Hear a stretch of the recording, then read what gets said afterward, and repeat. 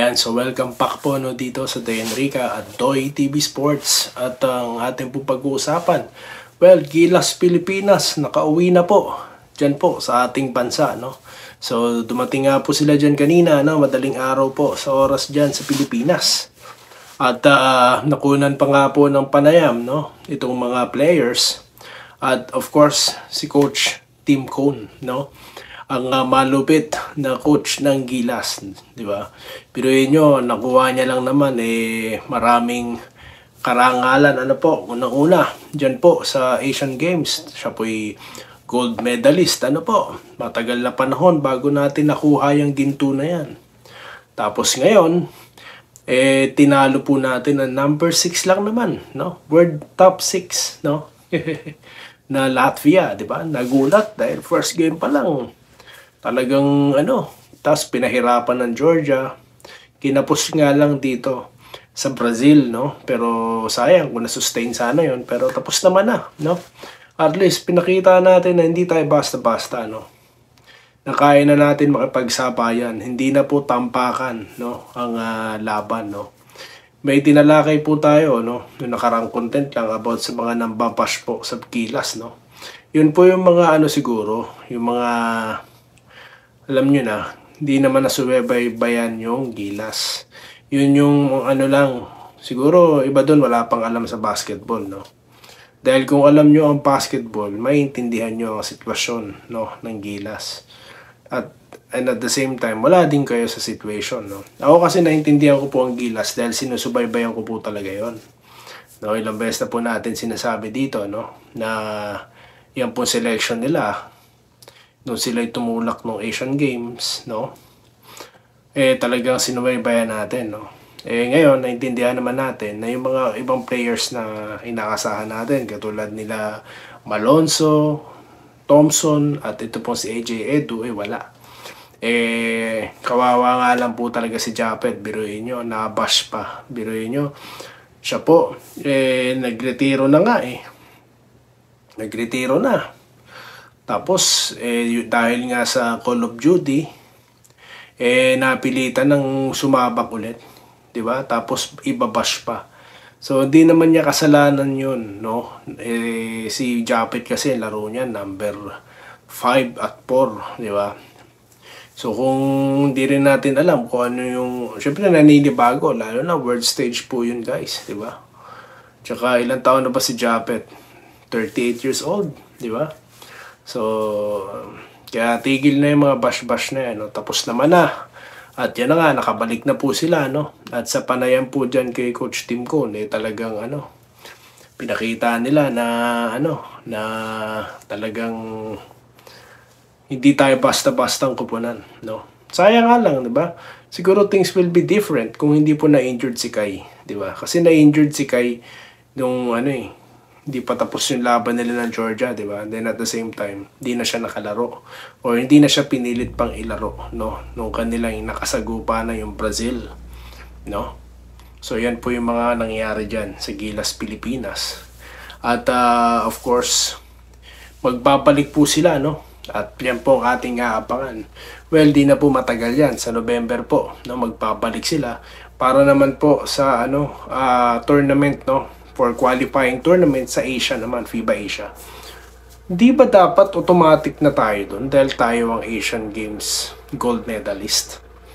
Di ba dapat may automatic ticket na tayo doon? Ba't kailangan pa natin ng qualifying tournament? Di ba? Defending champion tayo doon. I mean, gold medalist tayo. Tayo naghahari sa Asia Pero, well, kapanapanabik po yan dahil sigurado may mga changes dyan, no? Kung sakaling bitawan po ni Coach Tim Cone na ang Gilas, sigurado po ako pro Meralco ang magiging representative yan. Huwag na po tayong magtaka, no? Huwag na tayo maghanap ng coach, no? Sinenad na po kaagad. Di ba? At gusto ko sana yung sentro nila, no? Maisama nila doon. Si Bates, di ba? Kailangan natin ng malaking body doon na talagang tumatakbo, no? Tumatakbo at talaga pong alam ang sistema ng international competition. Sana po maraming Meralco players, no? Dahil nandun si Chris Newsome, of course. Tapos nandyan po yung iba pa pong player sana ng Meralco, iba pasama dyan, mga pamilyar, no? Sa, takbuhan, or international type of game. And of course, makalaro sana ulit dyan sila, ito po sila AJ Edu, no? At iba pa pong mga players natin na inaabangan natin, no? Sila Super Abando, ganyan. Sana makalaro sila. Well, itatalakayin po natin, no, yung sasabak sa SEA Games, no, na strong athletics, no. Nire-research ko lang po, no. Pati meron po tayong susunod na contents, no. Katulad po ng PBA draft, no. Pinag-aaralan ko na, tinitignan ko na. At nakapanapanabig po si Balti, no. Mukhang kasali na dyan. Tutuloy kaya? Hindi pa ako maniniwala hanggat hindi pa siya nakaupo, no, diyan sa kung saan man gaganapin yung draft. So magpanapanabig po mga nagaganap, no, diyan sa PBA, sa ating international basketball team, po.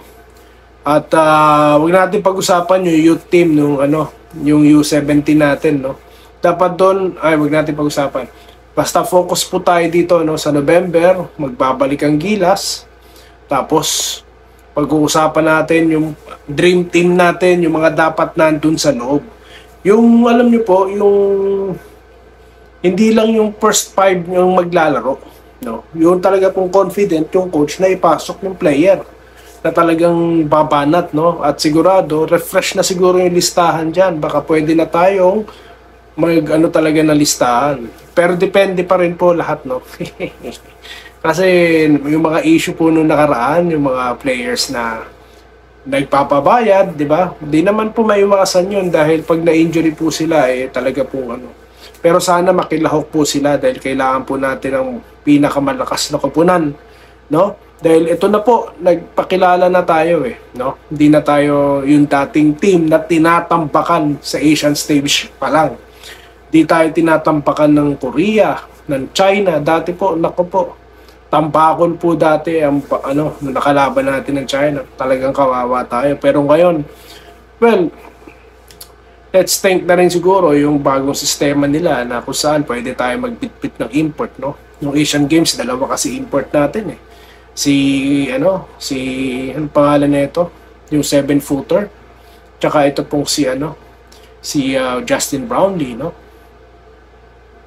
So, aabangan natin ilang imports ang dadalhin natin. At of course, yung magiging coach. Kung si Coach Tipon pa rin yan, well, okay, safe ang team. Pero abangan po natin yan. At yan lang po muna ang ating napag-usapan, no, na ang Gilas Pilipinas nakabalik na po, no. At sila po ay magbabalik, yung mga players sa kanilang mga respective teams, at yung mga naglalaro naman po international babalik din po, no. Yung iba sa UAAP, no, PBA, tapos sa international teams, no, katulad po ni Dwight Ramos, no, at si Kai Soto. Well, okay naman po si Kai, no, nakakalakad naman po at wala naman pong fracture, kaya pa rin, good luck sa kanila lahat. At muli, maraming salamat po sa inyong panonood at tayo po magkikita-kitang muli sa mga susunod na video content dito lamang po sa Day Enrica at Doy TV Sports. Muli, maraming salamat po sa inyong lahat. Salamat po sa panonood.